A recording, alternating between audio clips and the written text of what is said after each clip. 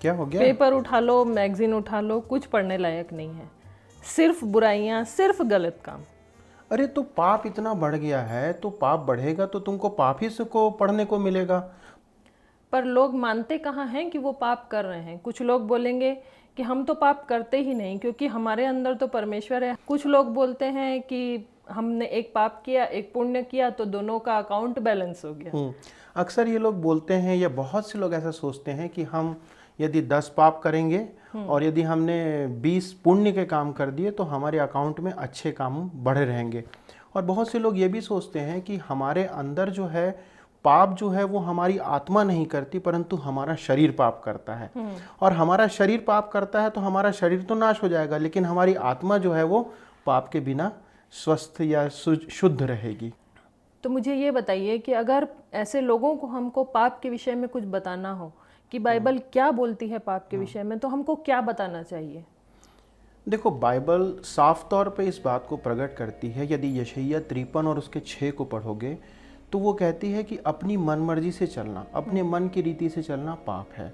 यदि एक और तुम वचन को पढ़ो यहाँ पर, पहला यूहन्ना उसका 3 और उसका 4, तो तुम्हें यहाँ पर यह पता चलेगा कि व्यवस्था का विरोध करना पाप है। जो परमेश्वर ने व्यवस्था बना रखा है, यदि उस नियम को हम तोड़ते हैं तो वहाँ पर हम पाप करते हैं।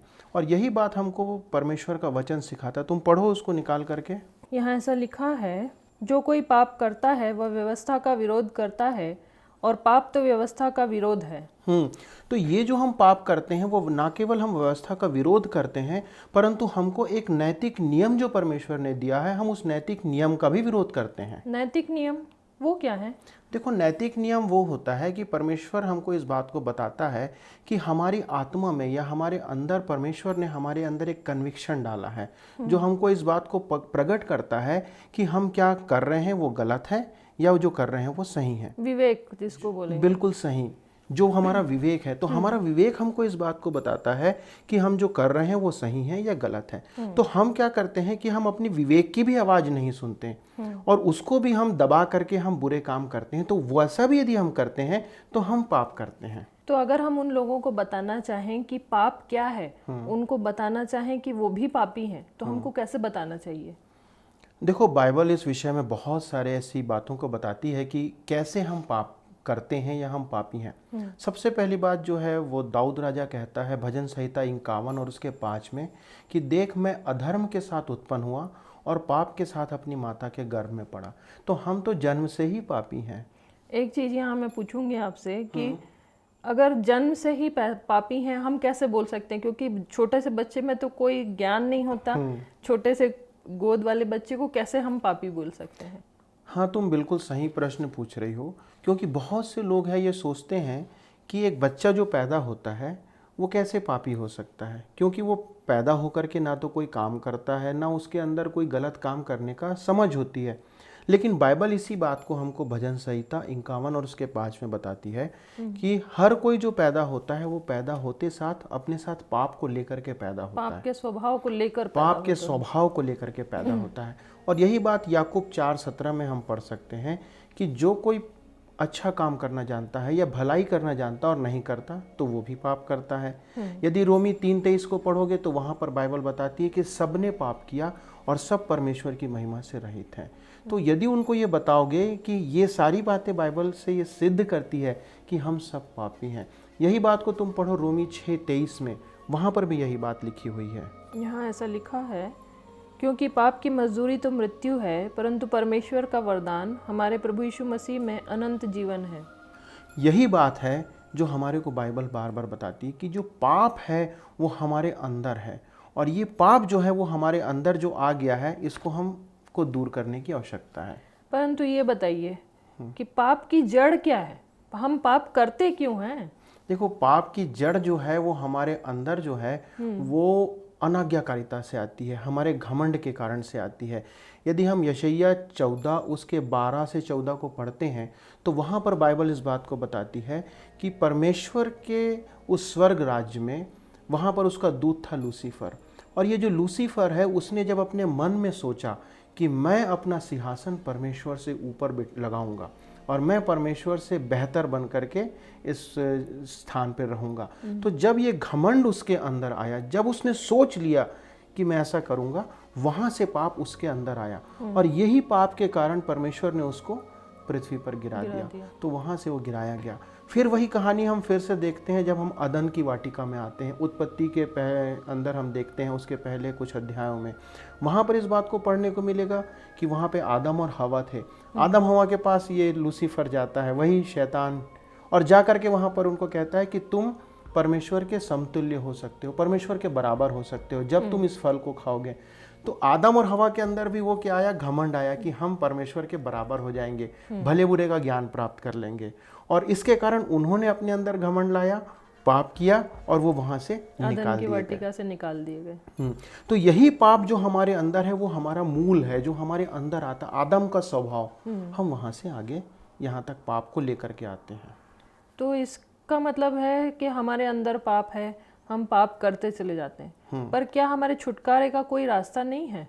यही तो बात है कि परमेश्वर यहाँ पर हमारे सामने एक, यहाँ पर हमारे लिए इंतजाम को प्रकट करता है। तो फिर हम इस पाप से कैसे बच सकते हैं या हमें छुटकारा कैसे मिलेगा इन सब चीज़ों से? देखो, जहाँ पर हमारे जीवन में पाप है और शैतान चाहता है कि हम पाप करके परमेश्वर से दूर रहें, तो हमारे पास परमेश्वर ने एक इंतज़ाम किया है, वो है उसके प्रेम के कारण से। और परमेश्वर का प्रेम ये कहता है कि वो हमारे पापों को क्षमा करना चाहता है। और परमेश्वर हर एक पापी से प्रेम करता है और वो चाहता है कि हर एक पापी उस प्रेम के द्वारा से परमेश्वर के निकट आए, पापों से छुटकारा प्राप्त करे, और उसके लिए परमेश्वर ने एक मार्ग तैयार किया है। तो फिर छुटकारा उस मार्ग से कैसे मिलेगा? वो मार्ग क्या है? हाँ, वो मार्ग है प्रभु यीशु मसीह। देखो, यदि हर एक धर्म में आज जाओगे या बाइबल पुराने नियम में देखोगे तो वहां पर परमेश्वर बलिदान के विषय में कहते हैं। बलिदान चढ़ाए जाते थे अपनी पापों की क्षमा के लिए। विभिन्न धर्मों में देखोगे वहां भी आज भी बलिदान चढ़ाए जाते हैं, बैल के, बकरों के, मुर्गी के, हर प्रकार के बलिदान चढ़ाए जाते हैं पापों की क्षमा के लिए। लेकिन परमेश्वर ने प्रभु यीशु मसीह को उस क्रूस के ऊपर बलिदान करके सदा का एक बलिदान ठहरा दिया कि जो कोई उस पर विश्वास करे, यूहन्ना 3:16 में बाइबल यही कहती कि जो कोई उस बलिदान के ऊपर अर्थात प्रभु यीशु मसीह के ऊपर विश्वास करे तो उस विश्वास के द्वारा हमारे पाप हमारे से दूर हो सकते हैं। और ये जो पाप हैं जो हमारे जन्म से हमारे अंदर रहते हैं, परमेश्वर हमारे अंदर उस पाप को मिटाता। वही बात हमने पढ़ा रोमी 6:23 के अंदर। तो ये मार्ग पर जाने का हमारे लिए रास्ता क्या है? हमें क्या करना चाहिए कि हम इस मार्ग पर चल सकें? यही बात को जो तुम कह रही हो कि बाइबल हमको बताती है 1 यूहन्ना 4:10 के अंदर कि प्रेम इसमें नहीं कि हमने उससे प्रेम किया, परंतु प्रेम इसमें है कि परमेश्वर ने हमसे प्रेम किया। तो ये परमेश्वर ने हमसे पहले प्रेम किया और उसके प्रेम को उसने प्रभु यीशु मसीह के द्वारा से प्रकट किया कि उसने हमारे उद्धार का मार्ग प्रभु यीशु मसीह के द्वारा से तैयार किया। यही बात जो है रोमी 5:8 में भी लिखी हुई है, क्योंकि परमेश्वर अपने प्रेम की भलाई इसी रीति से प्रकट करता है कि जब हम पापी ही थे तो मसीह यीशु हमारे लिए मारा गया। यही बात यूहन्ना 3:16 में है। हाँ, यूहन्ना 3:16 जो हमारी गोल्डन वर्स भी है, क्योंकि परमेश्वर ने जगत से ऐसा प्रेम किया कि उसने अपना इकलौता पुत्र दे दिया ताकि जो कोई उस पर विश्वास करे वह नाश ना हो परंतु अनंत जीवन पाए। और यही बात जो है इफिसी 1:7 में हमको बाइबल बताती है कि हमको उसके लहू के द्वारा अर्थात प्रभु यीशु मसीह के लहू के द्वारा छुटकारा अर्थात पापों की क्षमा हमें मिलती है। तो ये जो पापों की क्षमा है वो प्रभु यीशु मसीह के द्वारा हमको मिलती है।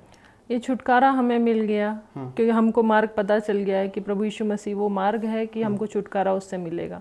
परंतु उस मार्ग पर जाने के लिए हमको क्या करना चाहिए? देखो, पश्चाताप को सबसे पहले समझ लो कि पश्चाताप है क्या।